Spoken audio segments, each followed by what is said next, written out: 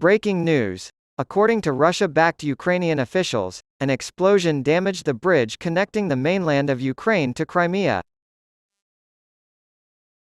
Officials with Russia's backing said Thursday that an explosion damaged a bridge connecting Crimea to the rest of Ukraine, while Ukraine's prime minister pleaded for calm as his country's military launched a closely watched counteroffensive. The Chongar Bridge connects the Russian-annexed peninsula of Crimea to the southern Ukrainian province of Kherson. There has been a lot of fighting and attacks as Ukrainian troops try to reclaim Russian-occupied territory in the province, which is divided between Russia and Ukraine. Ukrainian authorities have demanded that Russian forces withdraw from Crimea and other territories they occupied in last year's full-scale invasion if the country's nearly 16-month war is ever to end.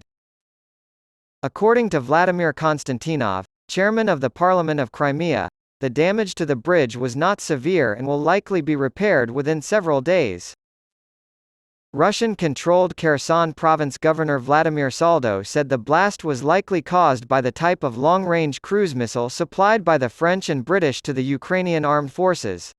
The claim was not verifiable by any other means. Recent Ukrainian actions in the south and east have been interpreted by many military experts as the start of a long-awaited counteroffensive by Kyiv's troops. Andriy Yusov, a spokesman for Ukraine's Ministry of Defense main intelligence directorate, was asked on TV about the reported damage to the Chongar Bridge. He did not confirm Ukraine's involvement but did say that a blow to the span would be part of an ongoing process. If the stars are on, there must be a purpose to it.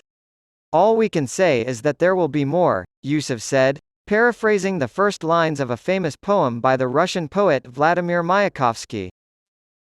Preliminary information suggests 4 missiles were fired, and one of the remains showed markings of being French-made, the Russian state news agency RIA Novosti reported Thursday, citing an unnamed representative of Russia's investigative committee. Sergei Shoigu, Russia's Minister of Defense, claimed this week that Kiev was planning to launch an attack on Russian territory, including Crimea, using HIMARS and Storm Shadow missiles supplied by the United States and United Kingdom, respectively. He warned that if these missiles were used outside of the main war zone, it would trigger immediate strikes on the decision-making centers on the territory of Ukraine. But on Thursday, Shoigu played down the significance of advanced weapons like the Storm Shadow missiles that the West supplies. At a meeting of the Russian Security Council presided over by Russian President Vladimir Putin, he said, "We understand that the quantity that will be delivered in 2023 and has already been delivered will not significantly affect the course of hostilities." The capital city of Kherson province and its surrounding areas were quickly taken by Russian troops in Crimea in the first days of the Russian invasion in February 2022. In November, Ukraine retook the territory from Russia after driving the invaders across the Dnieper River.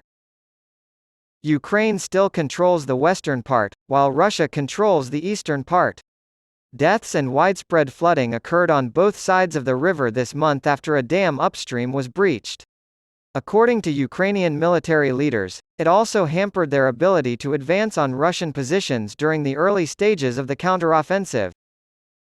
On Thursday, Ukrainian Prime Minister Denis Shmyhal reported that, across the country and not just in the south, the Ukrainian army had advanced 7 kilometers and retaken territory that included 8 villages during the last 2 weeks of the counteroffensive. The counteroffensive is not a Hollywood movie, as the president of Ukraine put it yesterday. Shmyhal told reporters at the Ukraine Recovery Conference in London, "It's not an easy walk. Multiple military operations make up the counteroffensive. The tone can be aggressive or defensive. Tactical pauses may be necessary at times.